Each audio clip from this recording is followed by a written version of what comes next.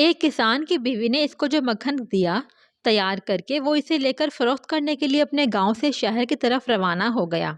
ये मक्खन गोल गोल पेड़ों की शक्ल में बना हुआ था और हर पेड़े का वजन 1 किलो का था। शहर में किसान ने इस मक्खन को हस्से मामूल एक दुकानदार के हाथों फरोख्त कर दिया और दुकानदार से चाय की पत्ती, चीनी, साबुन, तेल वगैरह खरीद कर घर वापस अपने गांव की तरफ रवाना हो गया। किसान के जाने के बाद दुकानदार ने मक्खन को फ्रीजर में रखना शुरू कर दिया और इसे ख्याल आया कि क्यों ना एक पेड़े का वजन कर लिया जाए। तो वजन करने पर पेड़ा 900 ग्राम का निकला, यानी कि 1 किलो से कम का निकला।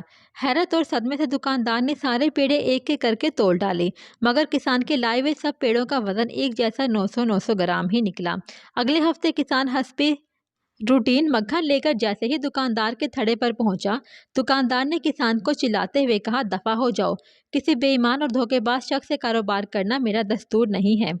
900 किलोग्राम का मक्खन 1 किलोग्राम का कहकर बेचने वाले की वो शक्ल भी देखना गवारा नहीं करता था।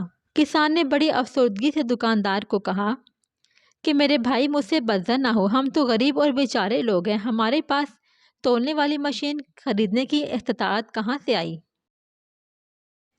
आपने जो 1 किलो चीनी लेकर जाता हूँ, इसे तराजू के एक पल्ले में रखकर दूसरे पल्ले में इतने वजन का मक्खन तोलकर ले आता हूँ। इस कहानी को सुनने के बाद आप क्या महसूस करेंगे कि किसी पर उंगली उठाने से पहले अगर हम अपने गिरेबान में झांक लें कि कहीं खराबी हमारे अंदर तो नहीं है।